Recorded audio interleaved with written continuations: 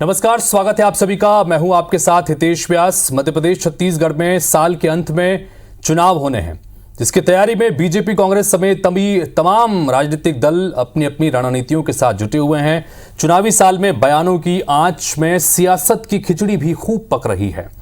आने वाले कुछ महीने दोनों प्रदेशों की 5 साल की किस्मत तय करने वाले हैं। सियासी गलियारों में रोजाना घटने वाली तमाम गहमा गहमी और हर छोटी बड़ी चुनावी अपडेट को IBC 24 अपने दर्शकों तक चुनावी बुलेटिन 23 में प्रदेश, 24 में देश के जरिए लगातार पहुंचा रहा है। तो चलिए शुरुआत करेंगे आज के सफर की। एक महत्वपूर्ण विषय पर बात करेंगे, जहां पर उम्र के कायदे की लगातार बात हो रही है। भारतीय जनता पार्टी में 70 प्लस के फॉर्मूले को कुछ राज्यों में लागू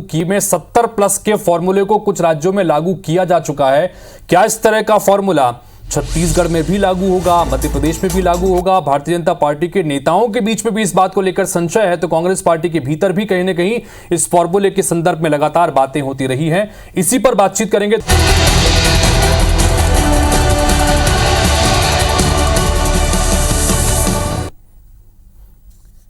अब बात करते हैं आज के मुद्दे की। क्या छत्तीसगढ़ में भी लागू होगा गुजरात वाला फॉर्मूला? क्या 70 के फेर में फंसेंगे दिग्गज नेता? 23 की दौड़ में युवाओं को तवज्जो देगी राजनीतिक पार्टियां? ये कुछ ऐसे सवाल हैं जिन पर छत्तीसगढ़ की सियासत में नई बहस छिड़ी है। दरअसल बीजेपी छोड़ कांग्रेस में शामिल हुए नंद कुमार साय ने हाल ही में कुछ ऐसा कहा कि कांग्रेस और बीजेपी के उम्रदराज नेताओं की टेंशन बढ़ गई होगी। ऐसे में सवाल है कि क्या 23 के चुनावी समर में 70 पार वाले नेताओं पर तलवार लटक रही है? क्या उनका राजनीतिक करियर खतरे में है?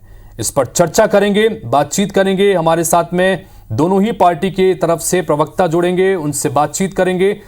लेकिन उससे पहले हमारे साथ में चूंकि अभय नारायण जी जुड़ रहे हैं, जो कि कांग्रेस पार्टी के प्रवक्ता हैं, और भारतीय जनता पार्टी की तरफ से बातचीत करने के लिए हमारे साथ में सुशांत शुक्ला जी। आप दोनों का बहुत बहुत स्वागत है। आपसे चर्चा की शुरुआत करें उससे पहले एक बार देखिए कि नंद कुमार साय ने क्या कुछ कहा और बाकी दोनों पार्टियों की तरफ से क्या रिएक्शंस इस मसले को लेकर आए हैं, 70 पार के फॉर्मूले को लेकर। पहले रिपोर्ट देखिए, फिर आगे बढ़ते हैं।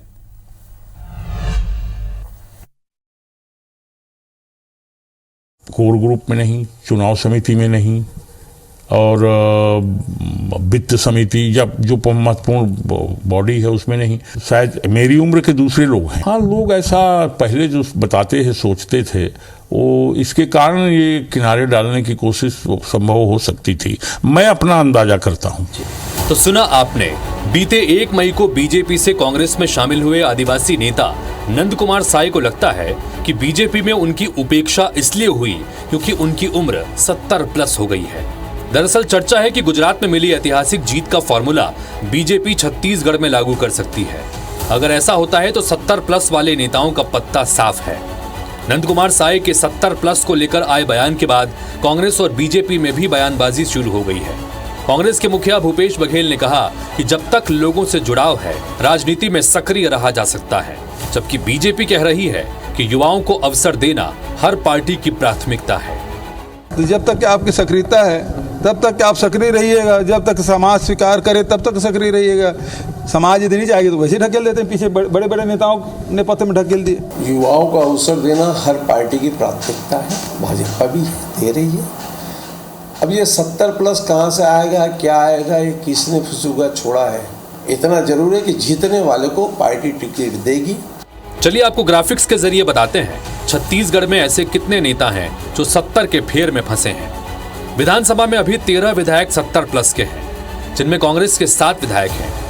इनमें TS सिंहदेव, सत्यनारायण शर्मा, खेल साय सिंह, राम पुकार सिंह, धनेन्द्र साहू, ताम्रध्वज साहू और कवासी लखमा शामिल हैं। तो बीजेपी के 4 विधायक रमन सिंह, विद्यारतन भसीन, ननकी राम कंवर और पुन्नूलाल मोहले भी 70 प्लस हैं। JCCJ विधायक रेणु जोगी और धर्मजीत सिंह भी 70 प्लस हैं। इसके अलावा 10 से ज्यादा विधायक 70 की दहलीज पर पहुंचने वाले हैं। बहरहाल नंद कुमार साय ने बीजेपी छोड़कर कांग्रेस का दामन तो थाम लिया, मगर उम्रदराज नेताओं की उपेक्षा का आरोप भी लगा गए। उम्र को लेकर सियासत नई नहीं है, मगर साय के आरोप और बदली हुई सियासत ने चुनावी साल में 70 प्लस नेताओं की टेंशन जरूर बढ़ा दी है। अब 23 की दौड़ में कितने दिग्गजों की उम्र बाधा बनती है, ये बड़ा सवाल है। सौरभ सिंह परिहार, IBC 24, रायपुर।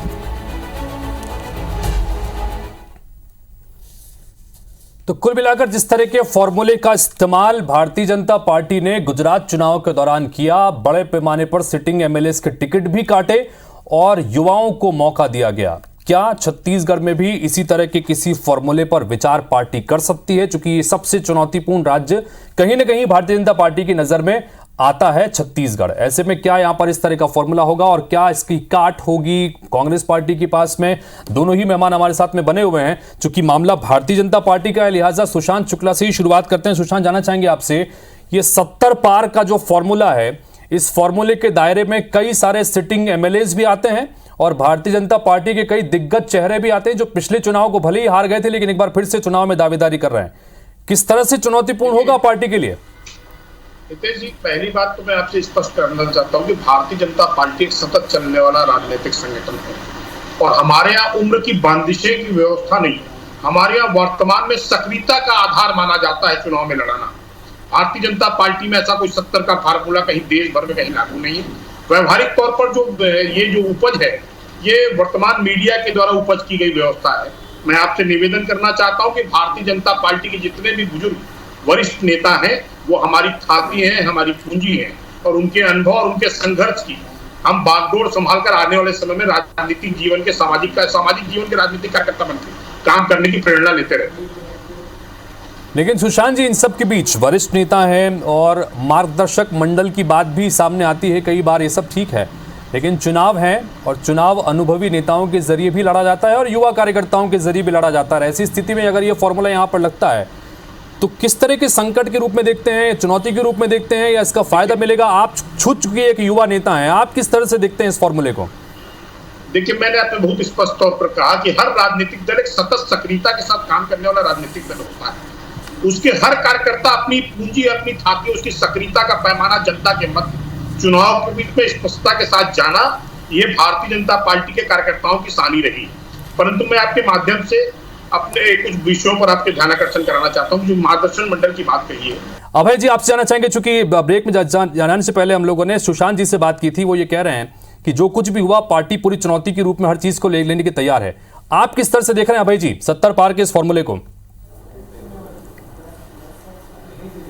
देखिए, मुख्यमंत्री जी ने बहुत साफगोई से कहा कि जो किसी भी उम्र का हो, यदि वो सक्रिय है और जनता से जुड़ा हुआ है और जनता चाहती है कि उसका नेतृत्व करे, तो उम्र की कोई बाधा नहीं बनती। लेकिन हमारे उदयपुर सम्मेलन में ये तय हुआ था कि 50 साल से नीचे वालों को आधी टिकट दी जाएगी।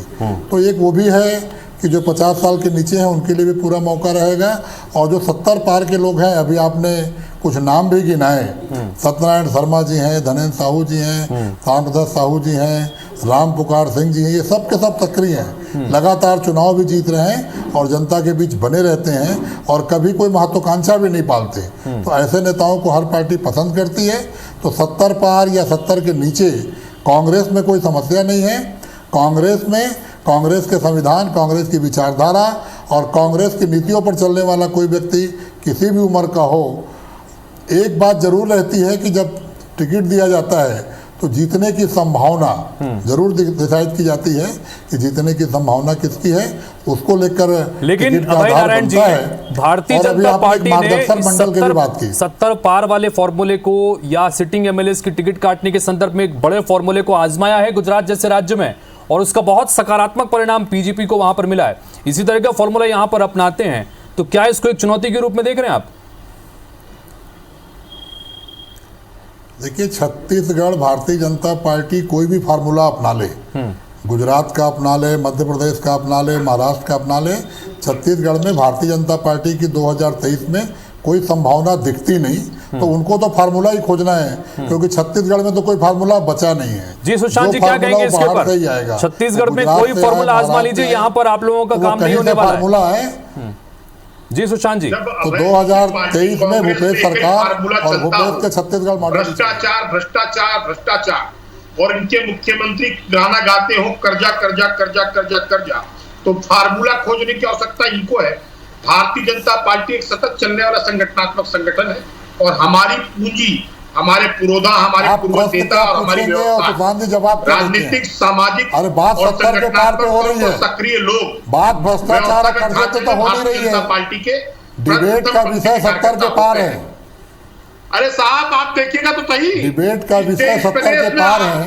अराजकता, धोखाधड़ी, विषय भ्रष्टाचार, कर्जा और भ्रष्टाचार है तो बात कर लेते हैं, बात करते हैं 15 साल के भ्रष्टाचार। अरे सुशांत जी, बात 70 पार के फॉर्मूले को लेकर हो रही है, बात 70 पार के फॉर्मूले को लेकर, 70 प्लस के फॉर्मूले को लेकर बात तो 70 पार की हो रही है, बात आडवाणी और मुरली मनोहर जोशी की हो रही है। कहाँ है आडवाणी और कहाँ है मुरली मनोहर जोशी? तो आप इनसे प्रश्न पूछें। और आज अभी नंद कुमार साय जी कहाँ है? बात तो 70 पार की हो रही है। यही भारतीय जनता पार्टी आरक्षित है कि बरसात कहीं होगी, छाता कहीं लगाएंगे। कितने वरिष्ठ नेताओं की राजनीतिक हत्या की जाएगी, ये इनसे पूछा जाए। नहीं, लेकिन सुशांत जी, अभय जी तो ये कह रहे हैं कि हमारे यहाँ तो इस तरह का कोई फॉर्मूला नहीं है, जो जीतने वाला कैंडिडेट है उसको मैदान में उतारेंगे। मैंने हितेश जी बहुत पहले मैंने आपको स्पष्ट कर दिया आपके चैनल पर ही कि भारतीय जनता पार्टी के पास संगठनात्मक ऐसा कोई फार्मूला है, ऐसी मुझे जानकारी नहीं है, ये मीडिया की उपज, मैंने आपको स्पष्ट कर दिया। लेकिन चूंकि नंद कुमार साय अभी हाल ही में भारतीय जनता पार्टी छोड़कर कांग्रेस में शामिल हुए हैं, उनके जरिए ये बात हमारे तक पहुंची। वो कह रहे हैं कि ये इस तरह का फॉर्मूला वहां पर था, लिहाजा मैं वहां पर फिट नहीं बैठता था, अनदेखी मेरी हो रही थी। जी हितेश जी, नंद कुमार साय जी पार्टी के वरिष्ठ नेता थे, उनके पास जितने दायित्व रहे हैं कांग्रेस के वर्तमान श्रेणी में, एक नेता अगर आप बता दीजिएगा तो मैं नाम बदल दूंगा। एक नेता उनके जितने दायित्व में रह चुके हैं, अविभाजित 2 प्रदेशों के प्रदेश अध्यक्ष, नेता प्रतिपक्ष, 3 बार के विधानसभा सदस्य, 9 बार के विधायक हैं, लोकसभा सदस्य। ठीक है अभय जी संक्षेप में क्लोजिंग कमेंट कीजिएगा। अभय जी संक्षेप में क्लोजिंग कमेंट कीजिएगा। वर्तमान कांग्रेस नाम बदल लीजिए, नाम बताइए जो भारतीय जनता पार्टी। ठीक है अभय जी संक्षेप में, अभय जी समय की श्रेणी में एक नाम बताइए वर्तमान। ठीक है अभय जी अपनी बात रखिए। कह रहे हैं कि एक नेता का नाम बता दें। राम पुकार सिंह जी हमारे 8 और 9 बार के विधायक हैं, बोधराम कंवर जी हमारे 8 और 9 बार के विधायक, आज उनका बेटा विधायक है, रामप्रसाद साहू जी 5 बार के विधायक हैं। बहुत शुक्रिया आप दोनों का, समय की बाध्यता की वजह से आप दोनों को शुक्रिया कहना पड़ रहा है, समय की बाध्यता इस वजह से आप दोनों को शुक्रिया कहना पड़ रहा है। 70 प्लस वाला फॉर्मूला जो पहले ही पार्टी भारतीय जनता पार्टी गुजरात जैसे राज्य में अपना चुकी है, क्या इस तरह के फॉर्मूले पर यहां पर विचार हो रहा है? चूंकि नंद कुमार साय तो बीजेपी छोड़कर कांग्रेस में आए, कम से कम वो तो इस बात को मानते हैं, और अगर ऐसा होता है तो किस तरह की चुनौती के रूप में बीजेपी से ले रही है और किस तरह की चुनौती के रूप में कांग्रेस पार्टी से ले रही है, इसे जानने समझने की हमने कोशिश की। अब देखना होगा कि आगे क्या चीज निकल के आती है। फिलहाल आप दोनों को बहुत बहुत शुक्रिया चर्चा में शामिल होने के लिए। तो इसी के साथ फिलहाल इस बुलेटिन में इतना ही। नमस्कार।